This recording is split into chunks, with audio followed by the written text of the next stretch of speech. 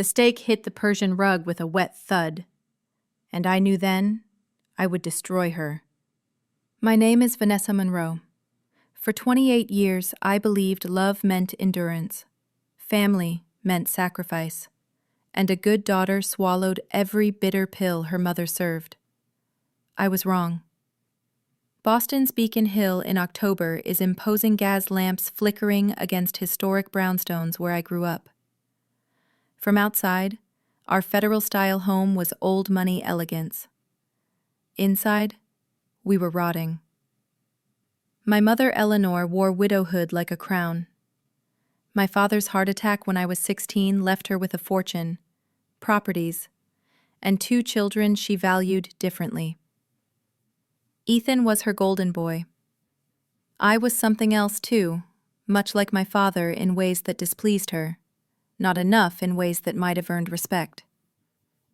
I became a financial analyst because numbers made sense when family didn't. I could spot fraud from miles away, read balance sheets like novels. But I was blind to what happened in my own family. Sunday dinners were rituals Eleanor staged in our formal dining room, Wedgwood china and pretense. I attended from duty, or perhaps fear, desperately hoping she might look at me without disappointment. That October evening, I arrived at 6 sharp. Eleanor demanded punctuality while keeping others waiting. Mrs. Chen, our housekeeper, greeted me with sympathy. She'd witnessed enough cruelty to have earned a doctorate in it. The dining room was oppressively formal. Crystal chandelier, fresh flowers, lit candles. Eleanor sat like a queen, silver hair severe wearing grandmother's pearls. Ethan slouched in his chair with practiced laziness. At 25, he lived in the coach house on a generous allowance, acting like the world owed him everything. We made it through the first course. Eleanor discussed garden club gossip and mentioned a new investment opportunity. I should have stayed silent, but she described a venture capital deal with a tech startup, revolutionary blockchain applications, and every word raised red flags. I'd seen this pitch before. It preyed on wealthy investors who understood prestige better than technology. I tried being gentle, suggesting she have someone review the prospectus. The returns seemed unrealistic, the founders questionable. The temperature dropped 20 degrees. Eleanor's knuckles whitened on her wine glass. She looked at me with contempt and irritation that made me feel 6 years old and defective. She informed me she hadn't asked my opinion, that her financial advisors were far more qualified than I'd ever be. Perhaps if I spent less time trying to prove how clever I was and more time finding a suitable husband, I might make something of myself. I felt shame crawl up my spine. I murmured an apology that tasted like acid. That should have ended it. But Eleanor needed total domination. She stood abruptly, drew back her arm and struck my plate. The Wedgwood exploded. The filet mignon flew across the table. Béarnaise sauce splattered the Persian rug like blood. Silence. Even Ethan looked shocked. Eleanor looked down at the mess, at the sauce staining my dress. Her lips curved into something not quite a smile. If you want to eat with the dogs, then eat like a dog. Get down and clean this up. Something fundamental broke inside me. I stood slowly, looked at my mother, really looked. Perhaps for the first time in years. I saw the hard lines around her mouth, the coldness in her eyes. The certainty I would bend because I always had. When I spoke, my voice was calm, conversational, and that frightened her more than shouting would have. This is the last meal you will ever have the opportunity to ruin for me. I am done. I walked out, down the hall, out the front door, down the stone steps. I walked away from Beacon Hill in my ruined dress and didn't look back. Behind me, silence. No footsteps following. No voice calling. Just silence. I walked until my feet hurt, until adrenaline drained and left me shaking on a bench near the public garden. Part of me screamed that I needed to go back, to apologize. But I didn't. I called an Uber, went home, and took the longest shower of my life, watching Sauce carry away years of humiliation. The next weeks passed in strange peace. Eleanor didn't call. Ethan sent one text asking if I was trying to make things difficult. I ignored it. I lived with a lightness I hadn't experienced in years. Then the bill arrived, and everything changed. A storage facility in Weston informed me a unit under Thomas Monroe's name was 3 months overdue. My father had died 12 years ago. His estate had been settled. There was no storage unit. Yet here was this bill, claiming he'd been renting it since 2008, and someone had been paying until 3 months ago. 3 months ago. Right when I walked out of that dining room. I called the facility. The manager confirmed the account, paid automatically via wire transfer, until those transfers stopped in August. I went that afternoon to inspect the unit and settle the account. $3,000 I couldn't afford but couldn't ignore. The unit was packed but organized with my father's meticulous care. Shelves labeled in his handwriting, art. Documents, personal. Furniture I recognized from childhood pieces supposedly donated after his death. My grandmother's secretary desk. The Tiffany lamp, his reading chair. The art collection was breathtaking, paintings wrapped in archival materials, sculptures in custom boxes, watercolors from our summer house. Antiques, first edition Dickens novels, great-grandmother's silver, vintage watches. Items my mother said were sold or lost. Items representing family history, pieces of my father I thought were gone. But the documents shattered everything. File boxes organized by year, financial statements, property deeds, investment records. And letters my father wrote but never sent, outlining concerns about Eleanor's spending and his desire to protect our inheritance from her control. My father hadn't trusted Eleanor. He'd been planning to protect us. But he died before executing those plans. And Eleanor moved quickly to control everything. She'd found this storage unit and kept paying for it, hiding my father's possessions like inconvenient evidence. Or something worse. Recent documents weren't my father's papers. They were sales records. Auction receipts from the last 5 years. Eleanor had been slowly liquidating his collection through private channels. A Sotheby's receipt for a Chagall study, sold for $240,000. Records of watches through Christie's, antiques through dealers, rare books to collectors. Hundreds of thousands, perhaps millions, flowing into an account I didn't recognize. I needed help. I called Chloe Park, my college roommate who now ran a cybersecurity firm specializing in forensic investigation. We met at a Somerville coffee shop where I spilled everything. "This is fraud," Chloe said. "What you're describing is theft, forgery, and fraud on a massive scale. If your mother was executor, she had fiduciary duty. If she sold estate assets and pocketed the money, that's criminal." We spent 3 weeks investigating. Chloe worked her digital forensics magic. I worked my financial industry connections. Together, we built a picture worse than I'd imagined. Eleanor had systematically liquidated 60% of my father's collection over 5 years, generating $3.7 million. She'd created LLC corporations to receive the money, filed fraudulent tax returns, transferred funds into personal accounts. She'd forged my father's signature on multiple documents, including a revised will leaving everything to her.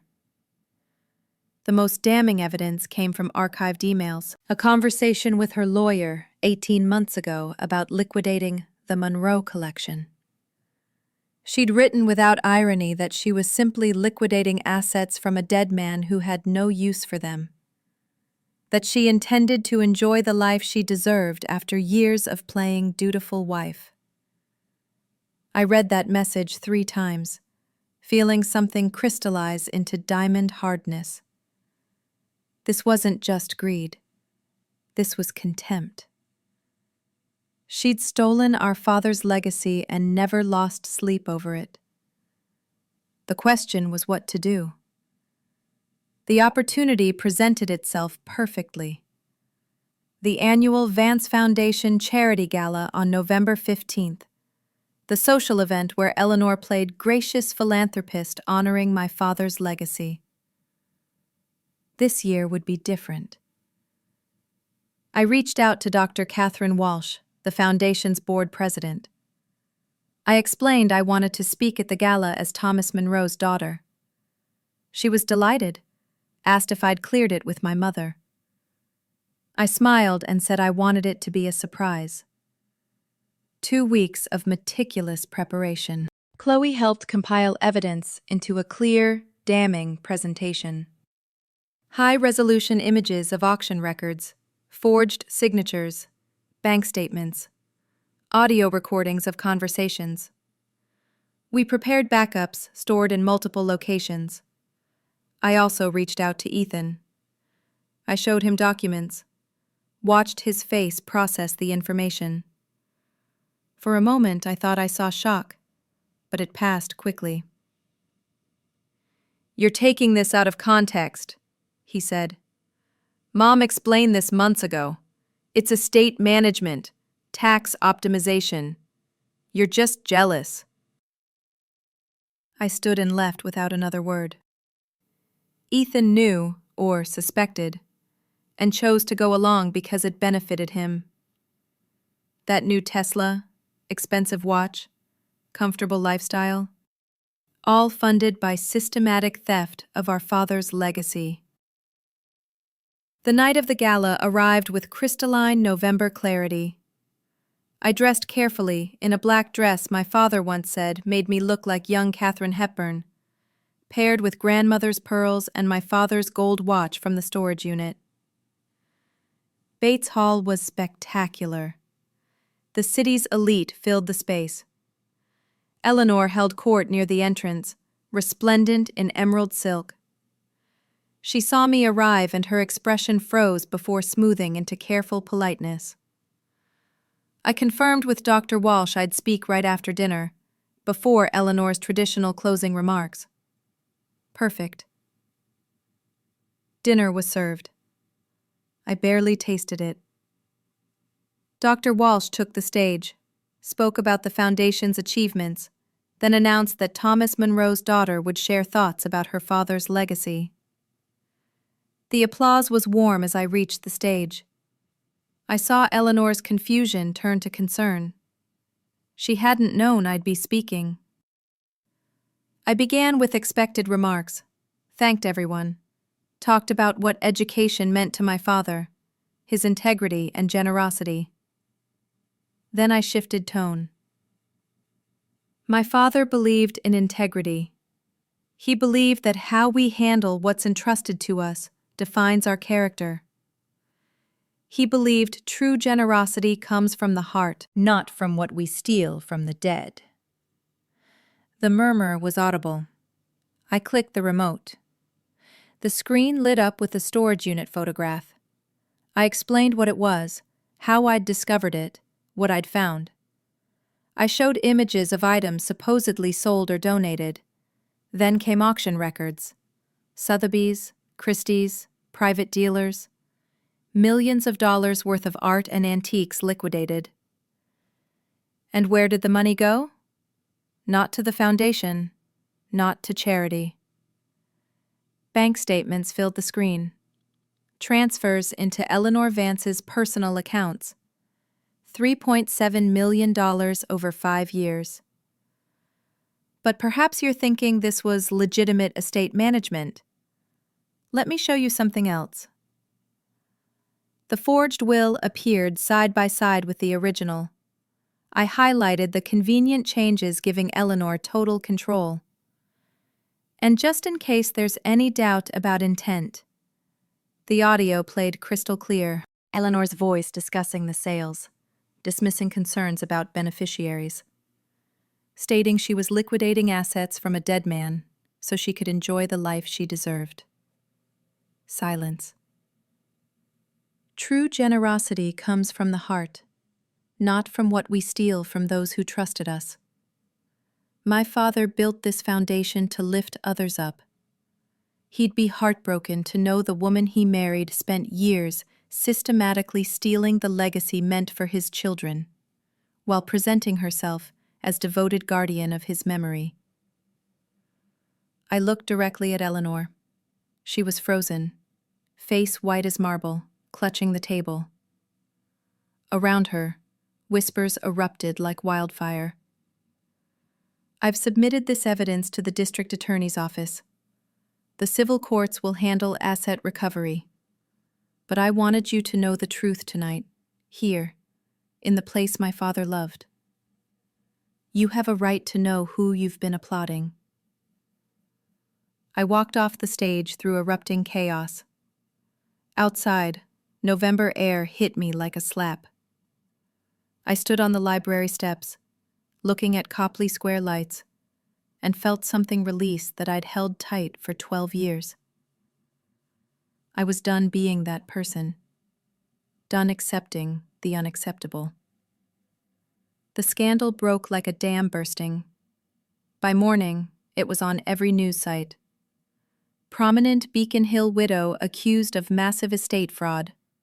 Social media was ablaze. The district attorney moved quickly.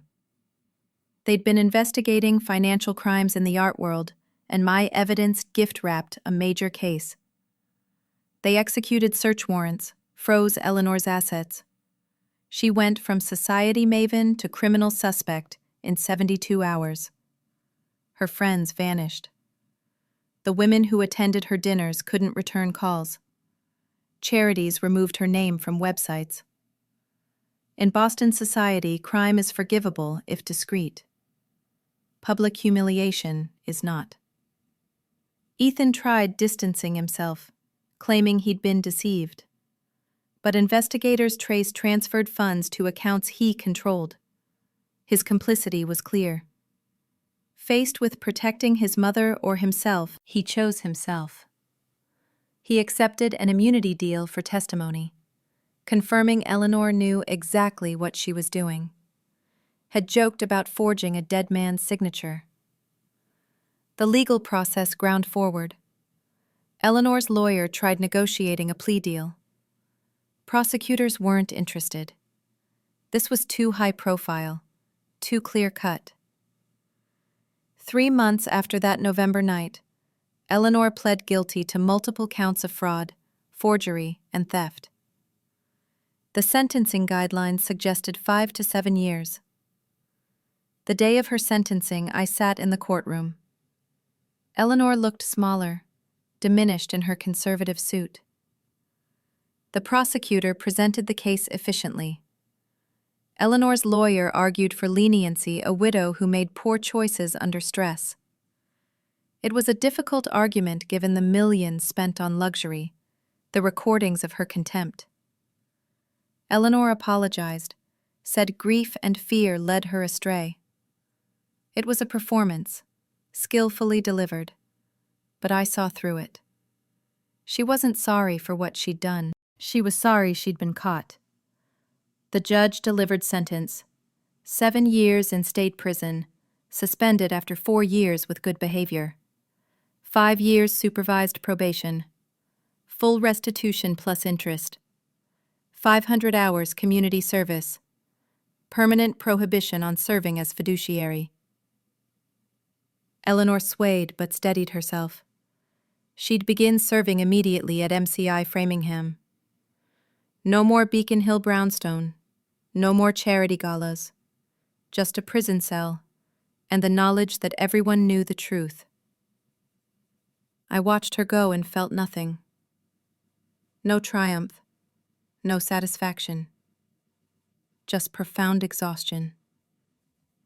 It was done. I spent the next months rebuilding my life.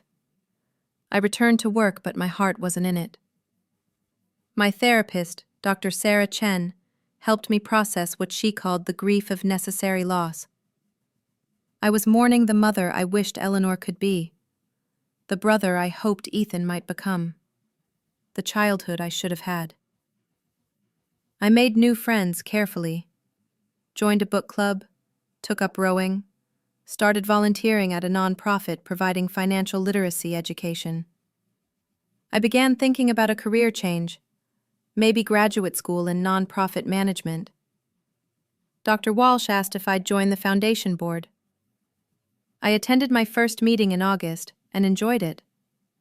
Serious people doing serious work, treating the foundation's resources as sacred trust.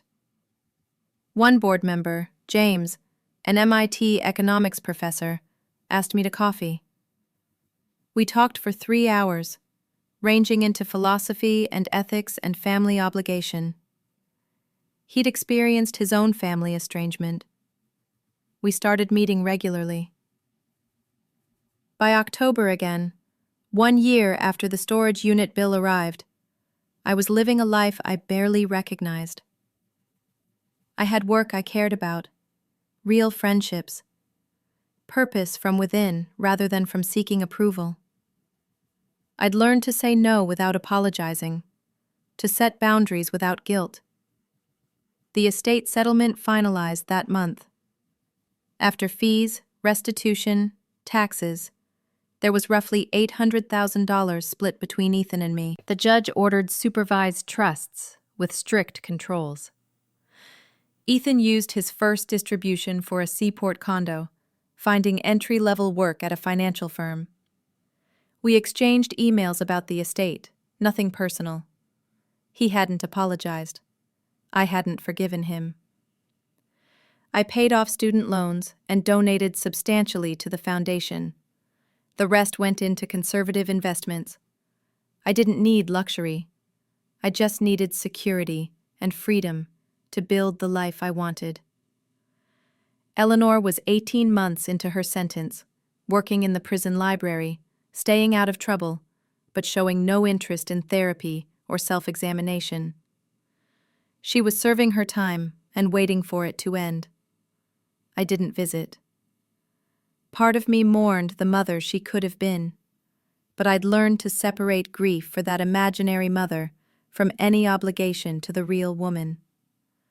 I could mourn the relationship I needed while maintaining distance from the relationship that existed. James proposed on a December evening by the Charles River, where my father used to take me for ice cream.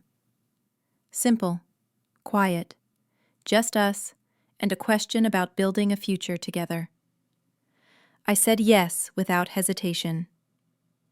We planned a small summer wedding with close friends and chosen family. Chloe would be maid of honor. Dr. Walsh would officiate. We'd hold it in the public garden. Nothing like the formal society wedding Eleanor would have demanded. Ethan sent an email asking if he'd be invited. I thought long before responding. I thanked him for the congrats, told him I was building a life with trustworthy people, and suggested we could revisit reconnection after he'd done serious work on himself. I didn't invite him to the wedding. My wedding day arrived with perfect June weather. Standing in the public garden speaking vows I'd written with James, I looked at the gathering of people who mattered and felt profound gratitude. This was family by choice, by action, by commitment. This was what love looked like when not twisted by power and control. We promised to respect each other's autonomy, to communicate even when difficult, to share burdens without keeping score, to celebrate each other's growth. We promised to keep choosing each other daily. When James slipped on my ring, I noticed my father's watch on my wrist, catching afternoon sun. I thought about that October evening 3 years ago by this water, newly retrieved watch on my wrist, feeling empty after Eleanor's sentencing. Now I felt full, brimming with possibility and quiet confidence. I finished my graduate degree at Harvard Kennedy School, graduating with honors, and accepting a position as program director at a nonprofit focused on financial literacy for low-income families. Perfect alignment of my skills and values. James and I bought a house in Jamaica Plain, a triple-decker needing work, but with good bones and a yard for a garden. We made it a home, in a way that brownstone never was. A place where authenticity was valued over performance. The foundation continued thriving under new leadership, expanding reach and impact. We added mentorship, summer internships, emergency funds for students facing crises. Every innovation honored my father's true legacy. Maria, the scholarship student I'd met at the anniversary gala, graduated from Boston College and got a job advocating for domestic violence survivors. She'd turned her painful experience into purpose, transforming trauma into something that could help others. 4 years after Eleanor's release, I received an unexpected letter forwarded through my lawyer. From Eleanor. She didn't apologize or take responsibility. Instead, she wrote about how difficult her life had been, her menial jobs, substandard housing, community shunning. She asked if I'd consider meeting, offering her another chance. I read it twice, waiting for emotional reaction, anger, guilt, sadness. All I felt was distant pity. This woman had learned nothing. She'd been given years to reflect and emerged convinced only that she was the victim, that her children owed her forgiveness. I put the letter in a drawer and didn't respond. I didn't owe her a reply. She'd made her choices, I'd made mine. Those paths didn't need to intersect again. James asked what I wanted to do. Nothing, I said. She's not my responsibility. She never really was. Meeting with her would just give her opportunity to manipulate me again, to pull me back into toxicity I worked so hard to escape. Years passed in the way healthy, stable years do. I got promoted to executive director, overseeing program expansion to 3 additional cities. James got tenure at MIT, published an award-winning book. We bought a Vermont cabin for weekends. We talked about children carefully, both aware of complex legacies we carried. Eventually, we decided to try. Our daughter Claire was born on a snowy January morning. Holding Claire, I made promises. She'd never have to earn my love. She'd be allowed to be fully herself. I'd apologize when wrong, respect her boundaries, celebrate her successes.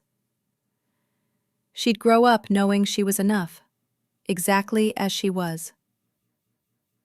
I'd been afraid I wouldn't know how to be a good mother, never experiencing good mothering myself. But holding my daughter, I understood. I knew exactly what good mothering looked like, because I knew intimately what it didn't look like.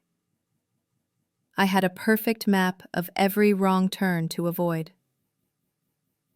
Claire grew, and I watched myself parent with intention. I noticed when I felt the urge to criticize and chose encouragement instead. I noticed when I wanted to control and chose trust instead. It was hard work, constant work, the work of breaking cycles and healing wounds. But it was the most meaningful work I'd ever done. Chloe became her godmother, Dr. Walsh her honorary grandmother, Maria a beloved aunt figure. Claire grew up surrounded by people modeling healthy relationships, showing her that family could be built as well as born. I never spoke to Eleanor again. She sent a few more letters following the same pattern. I stopped opening them. Eventually, they stopped coming. On Claire's 5th birthday, we held a backyard party. Chaotic, joyful, children and adults eating cake and playing games. I stood at the edge watching James help Claire blow out candles, watching our friends cheer, watching the pure happiness. This was what I'd fought for. Not revenge, not even justice, though that had been important. But this. The freedom to build something good. The peace to enjoy it. Maria found me standing there. "You did it," she said. "You broke the cycle." I nodded, feeling the truth settle into my bones. I had done it. Against considerable odds, against every pattern I'd been raised with, I'd done it. I'd created safety for my daughter. I'd given her what I never had. That night, after the party, I sat on our back porch with wine and my father's watch. October again. 7 years after the storage unit bill arrived. The air had that same crisp quality. I thought about the woman I'd been then, so trapped she couldn't imagine another way to live. I thought about the moment that stake hit the rug, when something broke and allowed truth to flood in.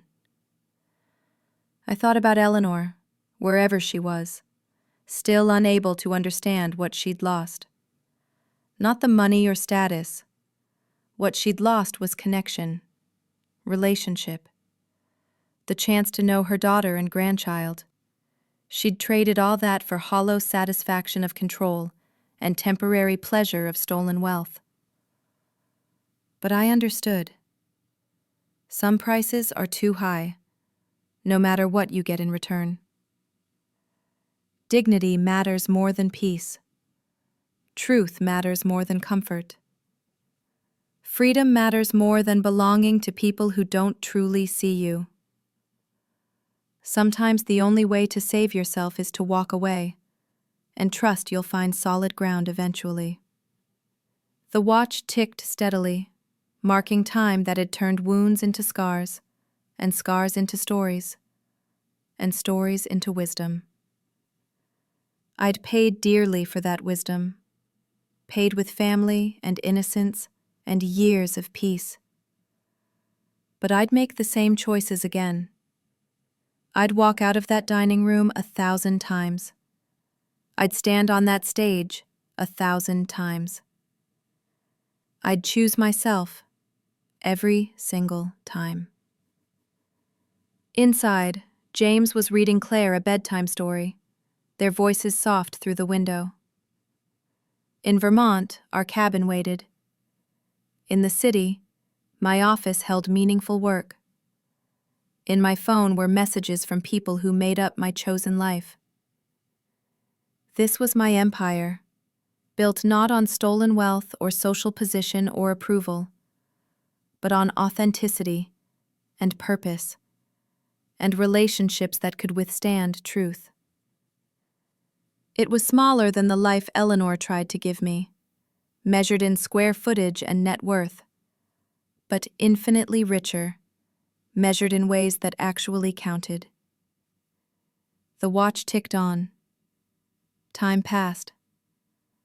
The October night deepened.